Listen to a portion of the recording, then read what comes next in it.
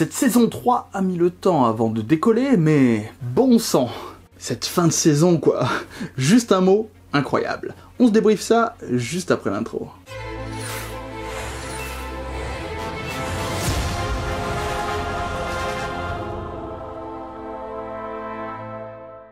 Après les événements spectaculaires des deux premières saisons, Belmont et Sypha font équipe dans la petite ville de Lindenfeld pour enquêter sur une communauté religieuse mystérieuse, alors que de son côté, Alucard prend sous son aile deux élèves au lourd passé et aux dispositions guerrières exceptionnelles. Quant aux anciens généraux de Dracula, ils se mobilisent pour prendre leur revanche et se remettre de leurs désillusions passées.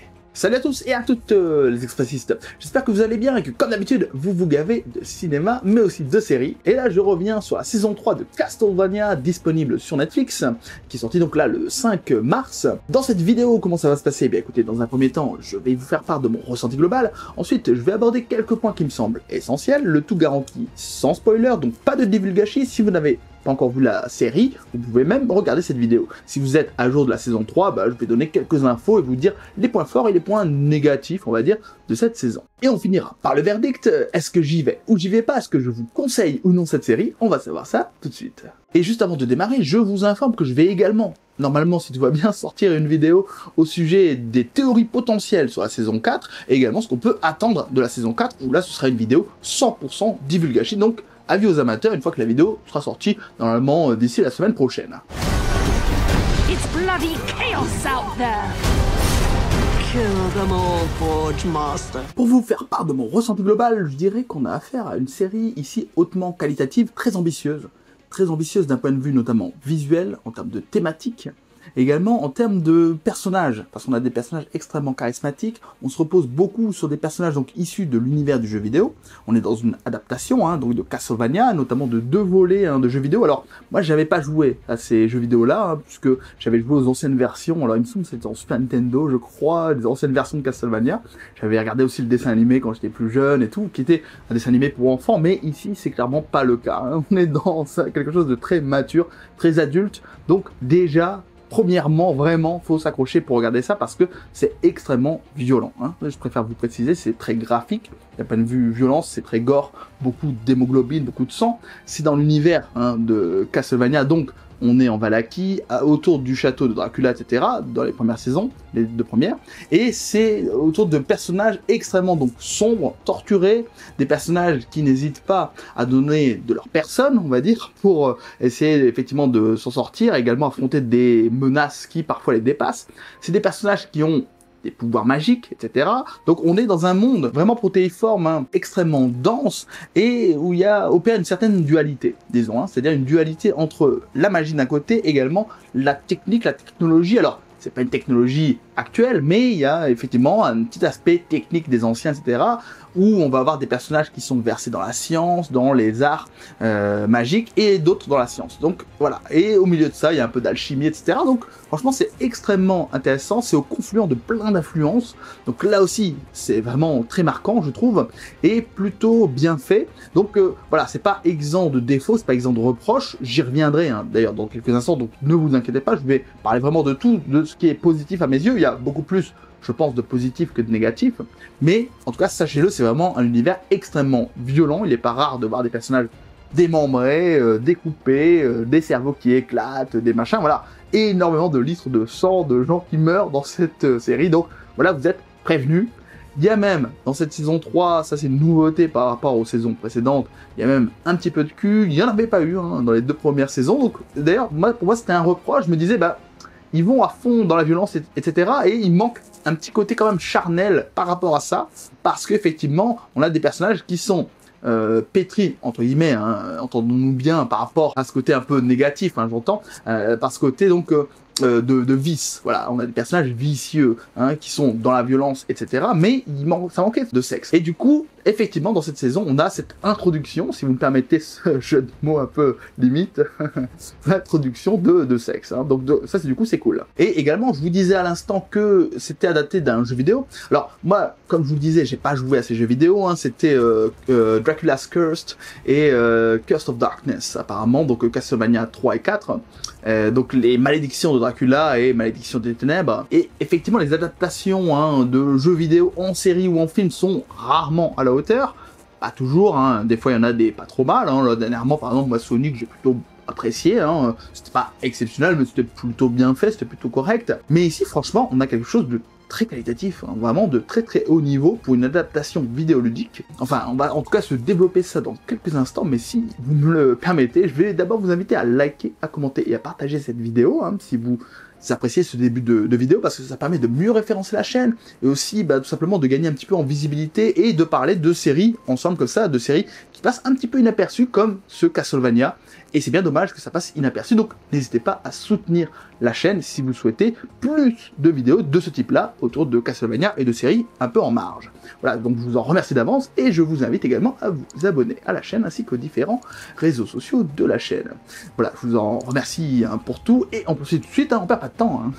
Je vous disais à l'instant que la série était extrêmement violente, elle est violente à l'image, elle est violente par effectivement une violence frontale, hein, de sang, etc., de combat, de choc, mais elle est également très violente en termes de thématiques et de violence psychologique, puisqu'on a également beaucoup de terreur, des personnages qui vont être torturés. En particulier dans cette saison 3, on a alors un personnage au destin plus que tragique. On le voyait d'ailleurs dans à la fin de la saison 2, un personnage humain qui est martyrisé par des vampires féminins, on va dire. Et effectivement, il y a des personnages comme ça où on ne leur épargne rien. Et c'est ça qui est vraiment intéressant dans cette série, c'est que c'est une série jusqu'au boutiste, une série qui est sans concession. Et on n'est pas là en fait pour montrer quelque chose qui va être positif. On est là pour montrer des personnages qui sont confrontés à des abominations, qui sont confrontés également à leur propre perversion et parfois à leurs propres tourments, à leurs propres envies en fait de réussite, à leurs propres... Parfois, on a l'impression que ces personnages sont leurs propres némésis par moment, c'est-à-dire des personnages qui vont être un petit peu autodestructeurs. Et ça, c'est vraiment cool. On a des personnages qui sont profonds, qui sont nuancés, qui sont pas totalement tous négatifs. Alors, il y en a qui sont très négatifs, mais on voit qu'il y a toujours des petites parcelles comme ça de lumière, et l'inverse également, à part effectivement dans les monstres, où là les vrais monstres qui sont simplement appelés par certains protagonistes qui ont des pouvoirs spéciaux, là c'est des monstres qui sont horribles, issus des tréfonds, des enfers, avec des designs qui sont extrêmement recherchés, pas toujours très aboutis, mais très recherchés en tout cas, notamment la plupart d'entre eux sont, on va dire, inspirés fortement d'animaux, hein, on le voit, des animaux soit rampants, soit un peu horribles, dans le bestiaire habituel, avec, je sais pas, ça va être aussi des reptiles, ça va être des cafards, des fourmis, mais aussi à des animaux un peu plus mythiques, tels que le minotaure, griffon, etc. Et des animaux plus réels aussi, on a des monstres qui sont clairement inspirés d'animaux issus de ménageries, de cirque, etc. Donc avec des ours, lions, etc. et tout ce que vous voulez. Donc là, il y a une grande quand même inventivité, une grande créativité, beaucoup d'inspiration. C'est pas parfait parce que d'un point de vue graphique, en termes d'environnement, c'est très très beau. Je trouve vraiment les personnages sont très très beaux, les environnements sont très beaux là aussi, très détaillés, avec une ambiance, une atmosphère très baroque. On est au 15e siècle, on est en Valachie, c'est un monde, on va dire, imaginaire, mais qui est clairement inspiré des pays d'Europe de l'Est, donc tout ce qui va être Roumanie, etc., Bulgarie, etc. Et on a toute cette esthétique baroque qui rappelle vraiment à la fois les jeux vidéo, mais également l'univers d'origine de Bram Stoker, autour de Dracula, etc. Avec, vous avez ces longs manteaux, qui font penser au manteau de Dracula. Vous avez ces environnements, donc je le disais, baroques ou un peu gothiques à la fois. Alors, je m'y connais pas suffisamment pour rentrer dans le détail par rapport à ça. Si vous avez des connaissances là-dessus, n'hésitez pas d'ailleurs à vous manifester dans les commentaires, parce que ça m'intéresse de voir ce que vous pensez, notamment du château de Dracula, par rapport à son architecture. Je trouve qu'elle est extrêmement réussie, mais je ne sais pas si elle est réaliste par rapport à l'époque en fait. Donc n'hésitez pas à vous manifester si c'est le cas. Je vous en remercie d'avance. Mais en tout cas, on a un niveau de détail qui est assez hallucinant et on a une animation extrêmement réussie, à part quelques exceptions. que je vais tout de suite détailler. Je trouve que au niveau de certaines expressions faciales et parfois de certaines animations de personnages, à certains moments, c'est un peu figé. Voilà, c'est un peu figé, mais en dehors de ça, on a une qualité globale, une qualité générale qui est vraiment exceptionnelle. On a un nombre de protagonistes par moment à l'écran, notamment dans les batailles, dans les combats, etc., qui est juste hallucinant. On a de l'animation 3D également, qui est relativement réussie. Elle n'est pas exceptionnelle, mais elle est relativement réussie.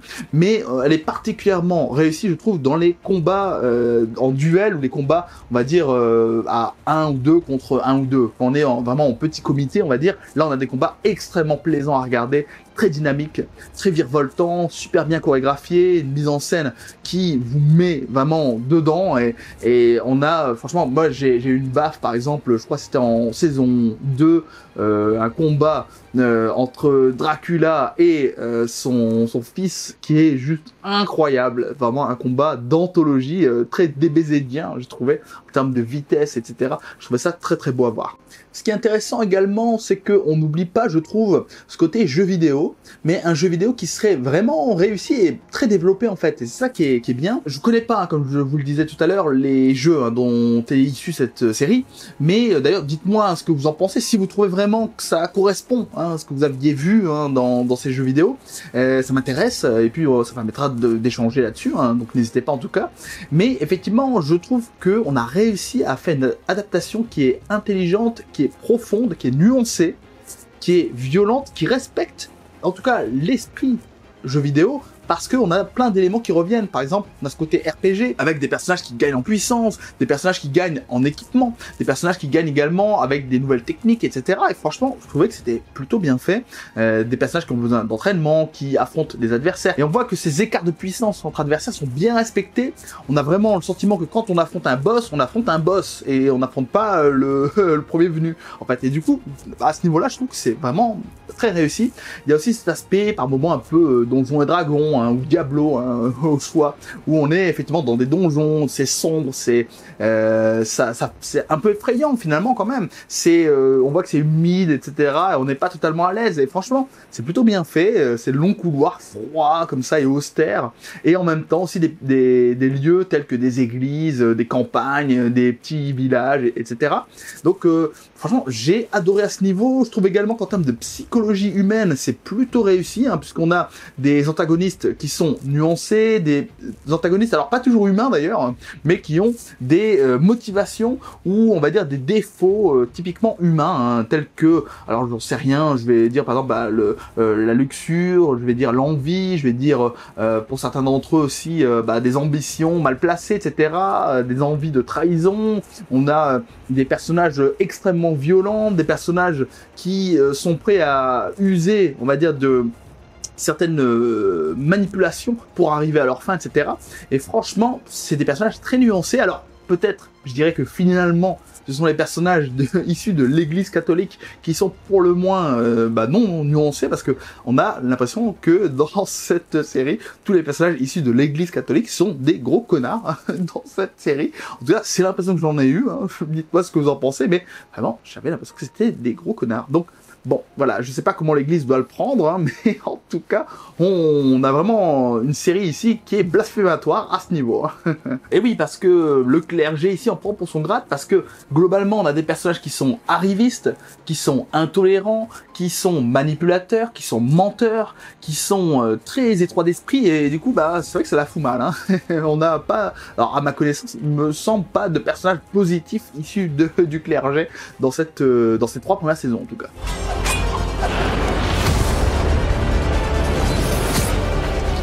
On a, pour rester un petit peu sur les personnages, un trio, je trouve, de héros qui est extrêmement charismatique, qui sont très attachants, chacun à sa façon. Alors peut-être que dans cette saison, on a le personnage d'Adrian Tepes, alias Alucard, qui est un peu en retrait, sans doute, par rapport aux protagonistes, que sont, j'allais dire Simon Belmont, mais c'est pas Simon ici, c'est Trevor Belmont et donc Saifa. Et c'est vrai que là, on a 2 personnages qui en imposent, ils ont un charisme fou, et le duo fonctionne très très bien Le trio aussi, hein, dans les 2 premières saisons, ça fonctionne extrêmement bien, je trouve qu'ils se complètent bien. Moi, quand ils étaient en mode trio, ça me faisait penser vachement au trio de Konoha, hein, Naruto, Sasuke et Sakura. Et c'est vrai que, en termes même de personnalité, de façon dont ils sont présentés, physiquement aussi, hein, même si on devrait peut-être presque intervertir finalement Naruto et Sasuke par rapport au personnage d'Adrian et de Trevor. Et c'est vrai que franchement, je trouve les personnages hyper charismatiques, ils sont intéressants, ils sont intrigants, ils sont nuancés, et même en termes de caractéristiques, on a une véritable équipe issue d'un jeu vidéo, finalement une équipe de RPG. On a le guerrier finalement, donc c'est une classe de guerrier barbare, avec un guerrier qui est entre la magie et le combat rapproché et à distance, et on a la magicienne. Du coup, effectivement, un trio qui est parfait. Et donc, on peut parcourir les donjons avec eux, il n'y a pas de problème, hein, et les monter en puissance et les faire gagner en expérience. Hein. Bon, après, c'est pas une série qui est parfaite, hein, il y a des petites approximations. Comme je vous le disais tout à l'heure, en termes d'animation, il y a un petit côté un peu figé par moment, mais qui est pas gênant, c'est pas dérangeant particulièrement. Après, il y a parfois, effectivement, quelques petits problèmes. Quand il y a beaucoup de personnages, on a un petit manque de détails par moment sur certaines animations, sur certains personnages, etc. Mais les personnages figurants, on peut aussi comprendre et repérer tout de suite les personnages vraiment importants parce qu'ils ont des designs très particuliers, alors que les autres, ils ont tous des designs un peu lambda, où on se dit, bon, ils ont pas beaucoup de détails, c'est des personnages qui servent à rien. On le voit tout de suite, hein, ceux qui vont être importants, mais il y a des personnages extrêmement charismatiques, et ça c'est plutôt réussi à ce niveau. Après, alors, c'est un reproche que j'aurais surtout fait aux 2 premières saisons, où c'était un peu rushé pour certains moments, c'est-à-dire que on allait très vite au cœur de l'action, ce qui est pas mal, mais tout en réussissant quand même à développer un minimum les personnages, mais là, dans cette saison 3, on développe presque trop certains personnages, donc là, cette fois, on se perd un petit peu dans certains manques de rythme, et notamment tout l'arc narratif autour de Alucard, où parfois c'est un peu long quand même malgré tout, même si après ça va dans une direction qui est intéressante parce que ça prend tout son sens dans les derniers épisodes, où là les derniers épisodes sont juste exceptionnels, ils sont incroyables d'intensité, c'est hyper violent, c'est sexualisé, c'est beau, ouais, faut s'accrocher. Et les 2 derniers épisodes, vraiment, ils en mettent plein la tronche et on attend qu'une seule chose, c'est la saison 4 en fait. Hein. Autre petit défaut, alors bon, pas vraiment un défaut, on va dire un petit bémol, ce serait peut-être le fait qu'il y ait énormément de personnages à suivre, donc c'est pas toujours évident, parce que là, par exemple, pour cette saison 3, on a quand même, on va dire, allez, 4 intrigues principales, hein, puisqu'on a l'intrigue autour de Isaac, on a l'intrigue autour de Hector et de ce qui se passe avec certaines... personnages vampires féminines. On a ce qui se passe également à Lindelfeld et ce qui se passe autour de Alucard. Donc du coup, ça fait beaucoup d'intrigues, ça fait beaucoup de personnages, on a toujours un ajout des personnages nouveaux, etc. Donc c'est passionnant, hein, c'est hyper intéressant, mais parfois c'est un peu complexe à suivre parce qu'il y a beaucoup de personnages. Donc c'est voilà, c'est un peu dommage, mais en même temps c'est positif aussi parce que du coup c'est passionnant et c'est complexe et il se passe beaucoup de choses. Voilà, donc on s'ennuie pas en fait, et c'est ça qui est bien. Après, sans trop rentrer dans le détail, hein, je vais pas vous spoiler la raison, mais effectivement dans cette saison 3, ce qui est aussi un peu regrettable, c'est qu'on n'a pas la présence de Dracula.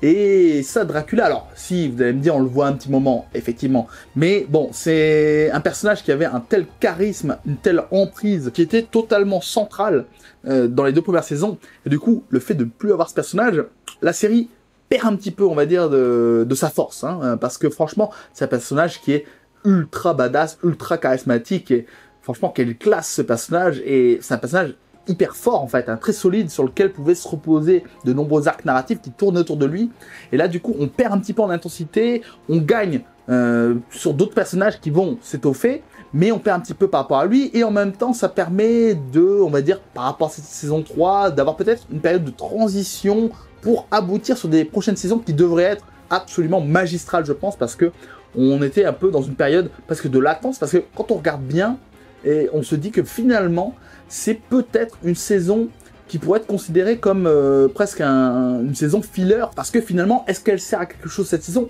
Je ne sais pas. C'est comme une saison un peu anecdotique finalement.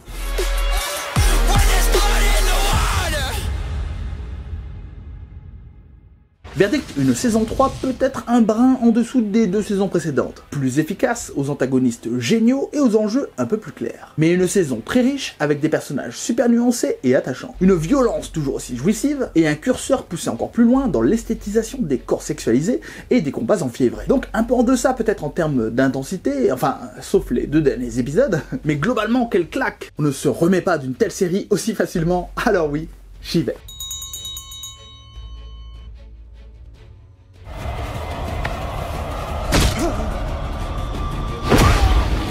Et voilà, c'est tout pour moi les expressistes. J'espère que cette vidéo vous a plu. Si c'est le cas, eh bien likez, commentez et partagez. Dites-moi d'ailleurs dans les commentaires si vous avez apprécié cette saison 3, est-ce que vous attendez de la saison 4. D'ailleurs, j'en profite pour vous inviter à aller voir ma prochaine vidéo quand elle sortira au sujet de Castlevania, puisque je reviendrai sur des théories et également sur certains éléments d'une potentielle saison 4. Donc on en discutera ensemble, n'hésitez pas en tout cas.